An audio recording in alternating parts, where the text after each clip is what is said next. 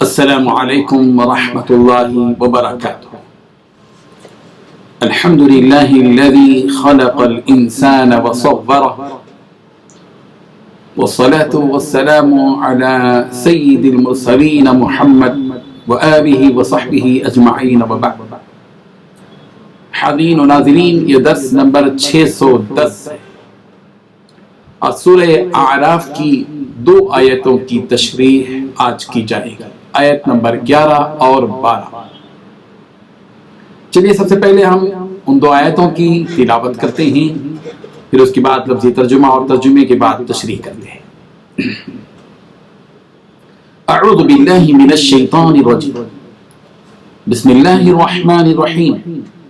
وَلَقَدْ خَلَقْنَاكُمْ ثُمَّ صَوَّرْنَاكُمْ ثُمَّ قُلْنَا لِلْمَلَائِكَةِ اسْجُدُوا لِآدَمَ فَسَجَدُوا إِلَّا إِبْلِيسَ لَمْ يَكُنْ مِنَ السَّاجِدِينَ قَالَ مَا مَنَعَكَ أَلَّا تَسْجُدَ إِذْ أَمَرْتُكَ قَالَ أَنَا خَيْرٌ مِّنْهُ خَلَقْتَنِي مِنْ نَارٍ وَخَلَقْتَهُ مِنْ طِينٍ صدق اللہ العظیم۔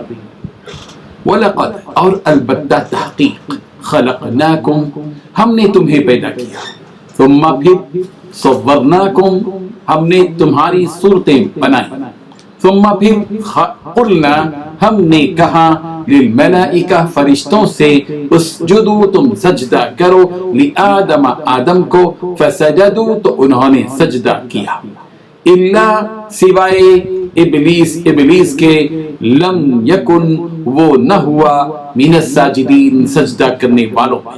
قال اللہ تعالیٰ نے کہا، ما منعک کس چیز نے تجھے منع کیا، اللہ اس سے کہ تسجد تو سجدہ کرے، اذ جب کہ امرتک میں نے تجھے حکم دیا تھا، قال ابلیس نے کہا، انا میں خیر بہتر ہوں، منہ اس سے، خلقتنی تو نے مجھے پیدا کیا، من نار آگ سے، وخلقتہ اور تو نے اسے پیدا کیا، من طین مٹی سے۔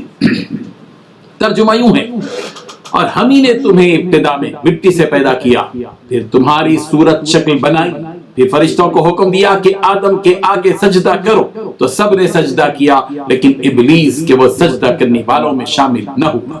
اللہ تعالیٰ نے فرمایا کہ میں نے تمہیں حکم دیا تو کس چیز نے تجھے سجدہ کرنے سے باز رکھا؟ اس نے کہا کہ میں اس سے افضل ہوں، مجھے تو نے آگ سے پیدا کیا ہے اور اسے مٹی سے بنایا ہے۔ ان 2 آیتوں میں اللہ تبارک و تعالیٰ نے 6 باتیں بتائی ہیں۔ پہلی بات، ہم نے تم کو پیدا کیا، دوسری بات، پھر ہم نے تمہاری صورتیں بنائی، تیسری بات، پھر ہم نے فرشتوں سے کہا کہ آدم کو سجدہ کرو، چوتھی بات، پھر بس سب نے سجدہ کیا مگر ابلیس نے سجدہ نہ کیا، پانچویں بات، اللہ تعالیٰ نے کہا کہ کس چیز نے تجھے سجدہ کرنے سے روکا، چھٹی بات، کہا کہ میں اس سے بہتر ہوں، تو نے مجھے آگ سے پیدا کیا اور اس کو مٹی سے۔ بزرگان محترم، انسان کی تخلیق کی بات کہی جا رہی ہے۔ رب ذوالجلال نے اس دنیا کے اندر ہزاروں قسم کی مخلوقات کو پیدا کیا، اور ان تمام مخلوقات میں اشرف المخلوقات، سب سے بلند ترین مخلوق جس کو انسان کہا جاتا ہے، اللہ تبارک و تعالیٰ نے اس کو پیدا کیا۔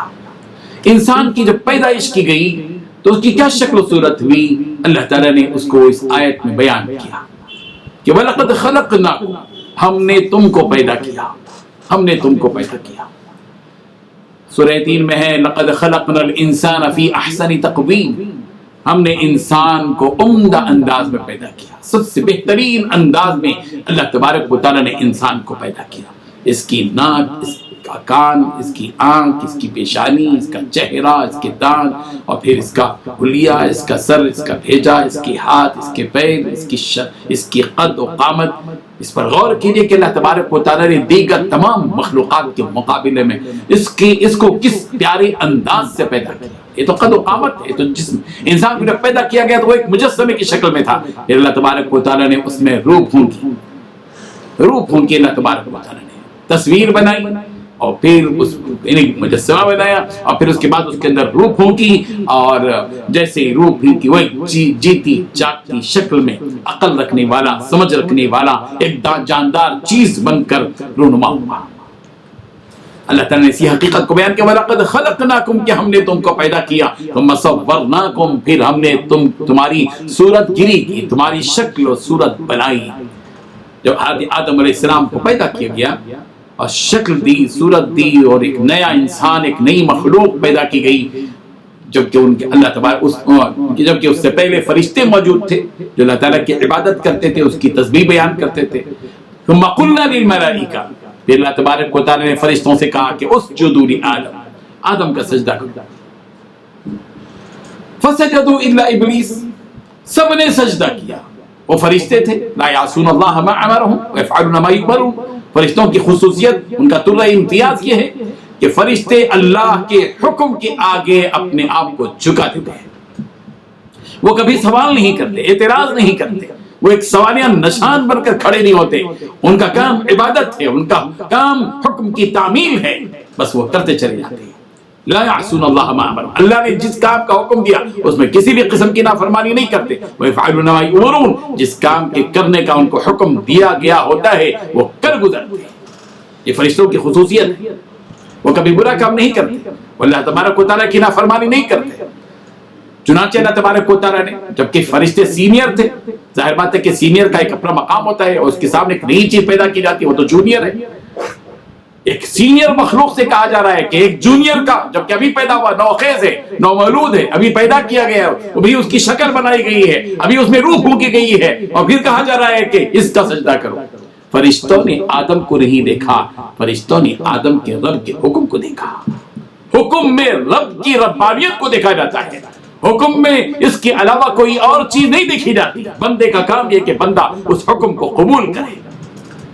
چنانچہ فرشتوں نے سجدہ کیا، اور وہ جو جنات میں کا ابلیس تھا جو اللہ تعالیٰ کی عبادت میں ہماتن مصروف رہتا تھا اور رہتے رہتے وہ فرشتوں کے ساتھ ہو گیا تھا، بڑا مقرب تھا، لیکن اس نے انکار کر دیا۔ فسجدوا سب نے سجدہ کیا الا ابلیس مگر ابلیس نے سجدہ نہیں کیا۔ لم یکن من الساجدین سجدہ کرنے والوں میں سے نہ ہوا۔ اللہ تبارک و تعالیٰ نے پوچھا ما منعک الا تسجد اذ امرتک، کس چیز نے تجھ کو روکا سجدہ کرنے سے جبکہ میں نے تجھ کو حکم دے دیا تھا، تجھے چاہیے تھا کہ تو میرے حکم کو دیکھے، تو نے ایسا کیوں نہیں کیا؟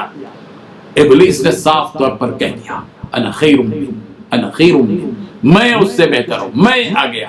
ابلیس کے اندر کی سب سے بڑی بری بات یہ ہوئی کہ اس نے غرور کیا، میں اس کے اندر آیا، میں بڑی خطرناک چیز ہوتی ہے، آدمی کو تباہ کر کے رکھ دیتی ہے۔ میں اس لیے آدمی کو چاہیے کہ آدمی عاجزی اختیار کرے، تواضع اختیار کرے۔ جو تواضع اختیار کرتا ہے اللہ اس کے مقام کو بلند کرتے ہیں، جو غرور کرتا ہے اللہ تعالیٰ اس کو تباہ کر دیتے ہیں، ذلیل و رسوا کر دیتے ہیں۔ ابلیس نے غرور کیا، نتیجہ کیا ہوا؟ اللہ تبارک و تعالیٰ نے اس کو کیا حکم دیا وہ آگے ہم اگلی آیت میں بتائیں گے۔ قال انا خیر منہ، ابلیس نے کہا کہ میں اس سے بہتر ہوں۔ خلقتنی من نار، آپ نے مجھے آگ سے پیدا کیا، وخلقتہ من طین، اس کو مٹی سے پیدا کیا۔